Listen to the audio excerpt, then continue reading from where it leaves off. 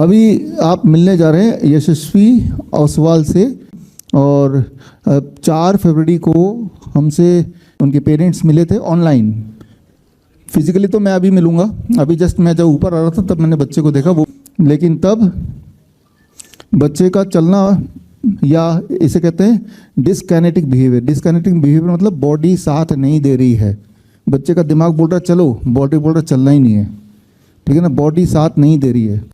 तब बोलने में दिक्कत, समझने में दिक्कत, खड़े होने में बैठने में दिक्कत, आई कांटेक्ट नहीं करना, जो कि एक बच्चा जैसे ही पैदा होता है आई कांटेक्ट करता है, वो बच्चा भी करता था शुरू में, राइट।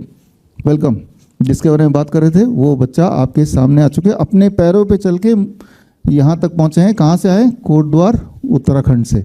आप सबसे मिलने के लिए, आपकी आंखों को खोलने के लिए ये बच्चा यहाँ पे है। और लेकिन पहले की कंडीशन ये थी, अब बच्चा आपके सामने चल पा रहा है, राइट, जो कि पहले 4 फरवरी से पहले चलना मुश्किल था, राइट, चलना पॉसिबल ही नहीं था एक तरह से। और लेकिन ये हुआ कैसे, ये बच्चे को ठीक कैसे हुए? मिले तो हमसे आज, ठीक करने के लिए 4 फरवरी को डॉक्टर नमिता के सुपरविजन में ऑनलाइन बच्चे के पेरेंट्स यहाँ पे हैं, और बच्चे के पेरेंट्स ने ये प्रोटोकॉल बच्चे को दिया। नीम थेरेपी दिया, रात का खाना 8 बजे से पहले फिनिश किया, प्रोबायोटिक ड्रिंक भी दिया, कोकोनट इंटेक रोज़ दिया, सनलाइट खूब दिया, DIP डाइट पे बच्चे को रखा, 0 वोल्ट थेरेपी, घास में मिट्टी में बच्चे को काफ़ी समय तक रखा, और ये लगभग 100% किया। और करने के बाद जो नतीजा आया कि स्पीच में 60% इम्प्रूवमेंट, ये 15 दिन का इम्प्रूवमेंट, अभी का इम्प्रूवमेंट तो उसके बाद काफ़ी दिन और हो गए, वो देखेंगे। अंडरस्टैंडिंग में 75% इम्प्रूवमेंट, बॉडी के बैलेंस में 80%, आई कांटेक्ट 60%, ये सारे 15 दिन के इम्प्रूवमेंट है। लेकिन उसके बाद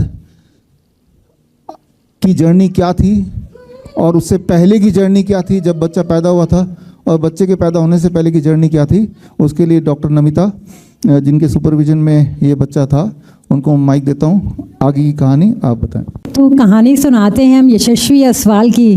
तो ये उसकी मम्मा है और ये उत्तराखंड से आए हैं बच्चा। तो थोड़ा सा बच्चा हाइपर है क्योंकि ट्रैवलिंग करके आया है। 24 घंटे के अंदर अंदर ये एलोपैथी के विशेष ट्रैप में फंस गया। 1 साल का था तो इसको इन्फेंटाइल स्पैज़म की डायग्नोसिस मिली, और 2 साल का था तो सेरेब्रल पाल्सी की। तो इसकी मम्मा ने हमारा ग्रुप क्यों ज्वाइन किया था? क्योंकि इस बच्चे का वीडियो देखिए, इसको इस तरह के स्पैज़म आते थे, और इनको नहीं पता था उसके साथ साथ इनकी सारी बीमारियां ही ठीक हो जाएंगी बच्चे की। और अब इसको ना के बराबर इसको सीजर्स आते हैं। और अब हम बात करते हैं कि माँ की कहानी की। तो मम्मी को भी एक बार एक सीज़र आया था और गलती से ये इमरजेंसी में चली गई, और वहाँ पर इनका CT स्कैन हुआ। और ये दूसरा जो CT स्कैन है ये 2 साल बाद हुआ, और दोनों की रिपोर्ट्स अलग अलग हैं। और तब कि इनको 5 साल के लिए एंटी एपिलेप्टिक ड्रग्स पे डाला गया। मगर मज़े की बात यह है कि दोनों की रिपोर्ट्स की डायग्नोसिस अलग अलग है, और ट्रीटमेंट 5 साल तक इनका चलता रहा। तो किस लेवल पर लोगों का ट्रॉमा हो रहा है कि कोई समझ भी नहीं सकता है। ये एलोपैथी में हम लोग चले जाते हैं, सबसे बड़ी डायग्नोसिस है CT स्कैन, मगर इसमें भी क्वेश्चन मार्क दे रखा है, इसमें भी क्वेश्चन मार्क दे रखा है, इट इज़ नॉट कन्फर्म्ड। और फिर क्या हुआ, जब डिलीवरी हुआ इनका बच्चा बिल्कुल नॉर्मल था, इनको BCG का वैक्सीन लगाया गया। 24 घंटे के अंदर अंदर बच्चे को सीजर्स आने लगे, और ब्लेम किया गया माँ को कि आपने इसको दूध नहीं पिलाया और इसको हाइपोग्लाइसीमिया हो गया। और वो दिन है और आज का दिन है, बच्चा इस तरह के शूज़ पहनता है क्योंकि उसके पैर इस तरह से टेढ़े रहते हैं, वो चल नहीं पाता है। पहनता था, अब तो नहीं पहनता। हाँ नहीं, अब तो नहीं पहनता था। जिस दिन हमारे यहाँ ज्वाइन किया इन्होंने, हमने पहले ही दिन इनको बोला कि ये शूज़ उतार के आज ही फेंको और धरती को छुओ। तो उसके बाद की कहानी इसकी मम्मा सुनाएगी। सबसे पहले तो सबके नमस्कार, मैं यशस्वी की मदर। अभी आप जो वीडियो में देख रहे हैं, मतलब ये 10 मिनट का वीडियो है, लेकिन ये मेरे और मेरे बच्चे की 5 साल की जर्नी है। मतलब वो जर्नी जब एक बच्चे को मतलब घर में रखा जाता है, अच्छा मतलब डेवलपमेंट उसका होता है, मतलब बुनियाद होती है वो दी जाती है। लेकिन हम जब ये पैदा हुआ उसके नेक्स्ट डे से ही हॉस्पिटल के चक्करों में, मेडिसिन के चक्करों में, वैक्सीनेशन के चक्करों में फंसते चले गए। फिर मतलब हमने अपना दिमाग कभी यूज़ ही नहीं किया कि मतलब ये दवाई, ये वैक्सीनेशन क्यों दी जा रही है। उस समय सब ने मुझे यही बोला था कि तुमने दूध नहीं पिलाया, शायद इसलिए इसको ऐसा हुआ। मतलब क्लियरिटी कहीं नहीं थी कि इसको ये सीज़र हुए क्यों, जो सबसे पहले इसको बर्थ के बाद हुए। डॉक्टर ने इसे बोल दिया था कि इसको लाइफ टाइम सीज़र की दवाइयाँ देनी है। तो मैंने उनको बोला कि अभी तो उसकी एज 5 ईयर है, लाइफ टाइम कैसे, मतलब इतने साइड इफ़ेक्ट हो जाएंगे। तो वो हमें एक ही बात से चुप करा देते हैं कि जो सीज़र हो रहे हैं उसके भी तो साइड इफ़ेक्ट होते हैं, वो तुम्हें नहीं दिखते। फिर हमारे पास आंसर नहीं होता करने का उनके साथ। और जितनी बार इसका EEG, CT स्कैन, ये सब कुछ हुआ है, उसके लिए भी इसको बेहोशी की दवाई 2-2 टाइम पिलवाते थे, क्योंकि बच्चा बेहोशी नहीं होता है तो वो उसका अलग साइड इफ़ेक्ट। मेन मोटिव वही था कि सीज़र की दवाई किसी भी तरीके से बंद हो जाए। अंदर इतनी सारी थेरेपीज़ हैं, उससे मेरे बच्चे की बैलेंसिंग में और ग्रिपिंग में, स्पीच में, अंडरस्टैंडिंग में, इसमें भी इम्प्रूवमेंट होगा। तो क्योंकि इसने 5.5 साल का हो गया है, ये पैदा होने से और 5 साल तक या 5.5 साल तक इसने कभी ऐसे नंगे पैर रखा नहीं, पैर घर में भी नहीं रखा। हम छोड़ते ही नहीं थे इसको, क्योंकि मैं मतलब फिजिकल का इतना नॉलेज भी नहीं है, हड्डियों का, मसल्स का नॉलेज नहीं है, ब्रेन का तो फिर भी ये है कि बार बार सिखा के हम थोड़ा बहुत करवा लेंगे उसको। हड्डियों का नॉलेज नहीं था, इसलिए डॉक्टर ने बोला कि नहीं, ये एसएमओस, पहले इसके इंसोल थे, फिर ये AFO पहनाए, फिर एसएमओस पहनाए। एसएमओस इतना बड़ा होता है, वो डबल लेयर वाला होता है, उसके बाहर भी फिर ऐसे शूज़ या सैंडल पहनाने होते थे। इसने मतलब ग्राउंडिंग ले गए होंगे हम पहले, लेकिन कभी इसने मतलब नंगे पैर ग्राउंड में चला नहीं, घास में चला नहीं, बाहर मतलब ऐसे सन में गया नहीं। फॉलो करने के बाद एक रूटीन बन जाता है हमारा कि नीम देना है, ग्राउंडिंग करनी है, नीम बात देना है, अमली लेनी है, फ्रूट्स डेली लेने हैं। तो मतलब ऐसा नहीं था पहले। तो जैसे हमारा मतलब हम बाहर हैं, घर से कुछ नहीं है खाना खिलाने को, तो हम फ्रूट्स दे देते थे। ऐसा नहीं था कि पर्टिकुलर एक टाइमिंग नहीं है कि देना ही देना है। सबसे पहले मतलब वही था कि मैम ने बोला कि शूज़ मत पहनाओ, तो मैंने सबसे पहले वही किया कि शूज़ हटा दिए उसके, और जितना हो सके उसे ग्राउंडिंग कराई। तो ग्राउंडिंग के 3 दिन बाद ही मतलब उसकी स्पीच में क्लैरिटी आई, और जो मतलब बैलेंस है, क्योंकि एसएमओस पहनता था तो ठीक चल रहा है, लेकिन एसएमओस उतारो तो ये पैर ऐसे, हड्डियाँ ऐसे हो जाती थी, तो बैलेंस नहीं बन पाता था उसका। बहुत तेज़ चलता था तो मुड़ता था, फिर गिर जाता था। तो ये बैलेंस आया है उसका, क्योंकि उसको भी मतलब लगा ना कि मैं कुछ चीज़ छू रहा हूँ। अभी तक तो उसने डबल शूज़ पहने हुए थे, तो उसकी जो पैर थे वो टच ही नहीं कर पाते थे ज़मीन को। तो दूसरा सबसे पहले अंडर में सबसे पहले नीम थेरेपी है, तो ये उठता है और सीधा मतलब ग्राउंडिंग के लिए जाता है। उसके बाद नीम लेता है, फिर DIP डाइट फ्रूट्स लेता है, फिर मतलब उसके बाद अमली वगैरह लेता है। मतलब जितना भी उसके अंदर जितने भी थेरेपीज़ है, मैंने वो 100% फॉलो की है, और कोशिश ये की है कि जो ऑर्गेनिक हो। मतलब इसके लिए मैं अपने घर चली गई स्पेशली, जहाँ मुझे ये चीज़ें मिल सके। तो जो जिसके घर में जो चीज़ उगी वही चीज़ लेके आए हम इसके लिए, चाहे वो टमाटो हो गए, पुदीना, धनिया, सब घर का हमने इसको खिलाया।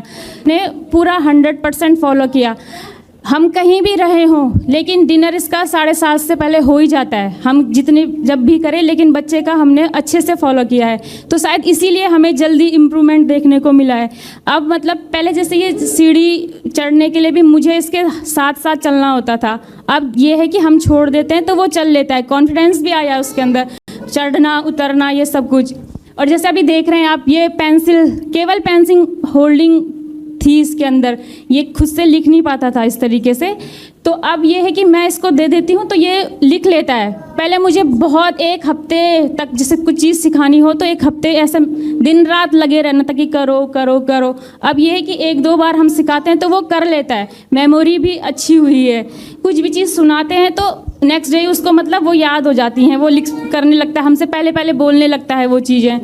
तो मतलब वही है कि मुझे मतलब, और सीज़र जो मेन जिसके कारण हम जुड़े थे, सीज़र, वो भी मतलब पहले 8-10 बार होते थे इसको सोते समय, लेकिन अब उसमें कमी आई है। कभी तो बिल्कुल नहीं होते, और जब होते भी हैं तो उसमें भी हमारा ही कुछ मतलब कुछ हम नया ऐड कर देते हैं, या फिर कुछ वो ले लेता है बाहर का, तो शायद इसलिए होते होंगे उसको।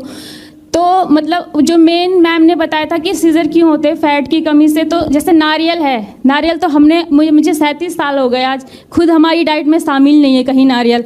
तो इस वो मतलब अब पता चल रहा है। हम लोगों को देखते तो थे लेकिन ऐसे नहीं, कभी खा लिया एज अ प्रसाद खा लिया नारियल, लेकिन अब इस बच्चे का ये है कि 1 नारियल डेली देते हैं और 1 स्पून नारियल तेल देते हैं इसको।